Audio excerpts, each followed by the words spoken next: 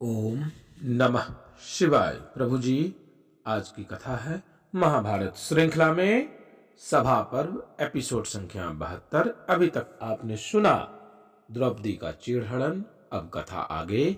आज की कथा होगी पांडवों को दोबारा जुआ खेलने के लिए बुलाना एवं उनका वन यात्रा। आइए अब कथा को प्रारंभ करते हैं। वैशंपायन जी ने कहा, धृतराष्ट्र ने पांडवों को धन संपत्ति के साथ जाने की अनुमति दे दी। यह सुनते ही दुशासन अपने बड़े भाई दुर्योधन के पास गया और बड़े दुख के साथ कहा, भैया, बूढ़े राजा ने हमारे बड़े कष्ट से प्राप्त धन को खो दिया है। सब धन शत्रुओं के हाथ में चला गया। अभी कुछ सोच विचार करना हो तो कर लो। यह सुनते ही दुर्योधन, कर्ण और शकुनि ने आपस में सलाह की और सब के सब एक साथ ही धृतराष्ट्र के पास गए। उन्होंने बड़े विनय से कहा, राजन, इस समय पांडव भी सर्पों के समान ही है। हमने एक बार उनसे बिगाड़ कर लिया है, अब वे हमें क्षमा नहीं करेंगे। द्रौपदी को जो क्लेश पहुंचा है उसे उनमें से कोई भी क्षमा नहीं कर सकता। इसलिए हम वनवास की शर्त पर पांडवों के साथ फिर से जुआ खेलेंगे।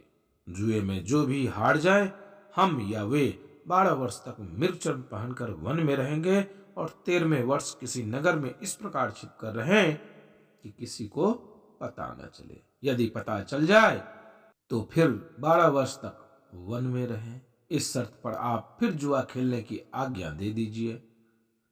धृतराष्ट्र ने हामी भर दी। उन्होंने कहा, बेटा, यदि ऐसी बात है तो पांडव दूर चले गए हो तब भी दूत भेजकर उन्हें तुरंत बुला लो।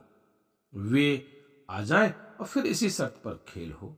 धृतराष्ट्र की यह बात सुनकर द्रोणाचार्य, सोमदत्त, बाहिकी, कृपाचार्य, विदुर, अश्वत्थामा, युयुत्सु, भूरिश्रवा, भीष्म पितामह और विकर्ण सभी ने एक स्वर से कहा कि अब जुआ मत खेलो, शांति धारण करो। परंतु पुत्र स्नेहवश धृतराष्ट्र ने अपने सभी दूरदर्शी मित्रों की सलाह ठुकरा दी और पांडवों को जुआ खेलने के लिए पुनः बुलवा लिया।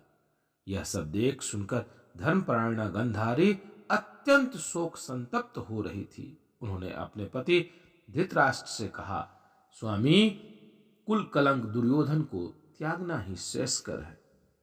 गांधारी की बात सुनकर धृतराष्ट्र ने कहा, प्रिय, यदि कुल का नाश होना ही है तो होने दो, मैं उसे नहीं रोक सकता।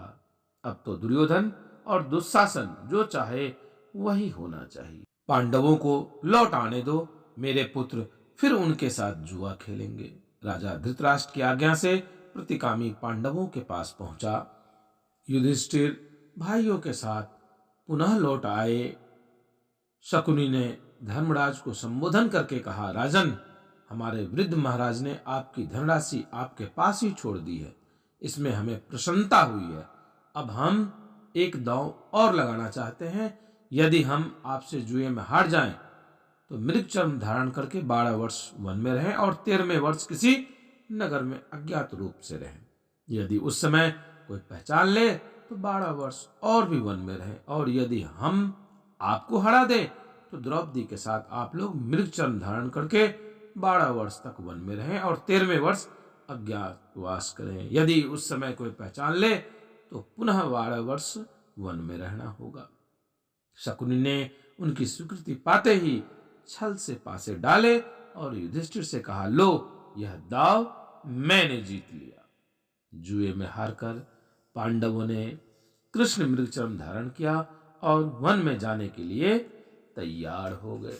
पांडव राज्यसभा से बाहर निकलने लगे।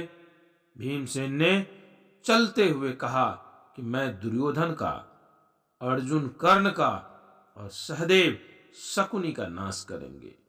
मैं भरी सभा में फिर सत्य शपथ करता हूं कि देवता हमारी बात अवश्य पूरी करेंगे। मैं गदा से दुर्योधन की जांघ तोड़कर इसके सिर पर अपना पैर रखूंगा और दुशासन के कलेजे का गरम गरम खून पीऊंगा।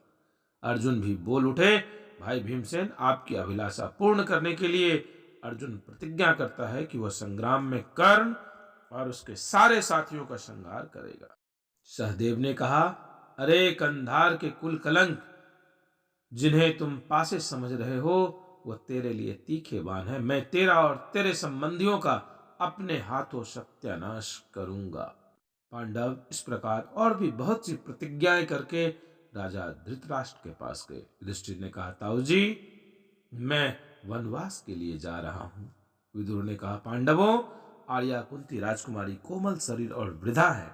अब वे सर्वथा आराम करने योग्य हैं, इसीलिए उनका वन में जाना उचित नहीं है। ये सत्कार पूर्वक मेरे घर पे ही रहें। यह बात आप लोगों से कहकर मैं आशीर्वाद देता हूं कि आप लोग सर्वत्र स्वस्थ और प्रसन्न रहें। मैं आशीर्वाद देता हूं कि आप पृथ्वी से क्षमा, सूर्यमंडल से तेज, वायु से बल और समस्त प्राणियों से आत्मधन प्राप्त करें। अब आप जाइए, आपका कल्याण हो।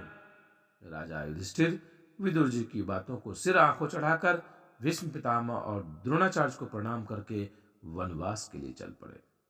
माता कुंती को प्रणाम कर उनसे भी आज्ञा ले ली। माता कुंती और अधीर होकर विलाप करने लगी। उनके करुण क्रंदन से खिन्न होकर पांडवों ने उन्हें प्रणाम किया और वन की ओर चल दिए।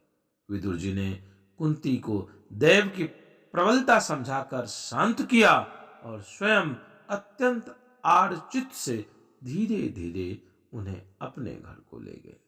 प्रभु जी, आज की कथा यहीं विश्राम देते हैं। आगे की कथा पुनः आगे। आप शिवा यात्रा दर्शन को लाइक, शेयर, सब्सक्राइब करते रहिए। आपसे शीघ्र मिलते हैं। तब तक के लिए ओम नमः शिवाय।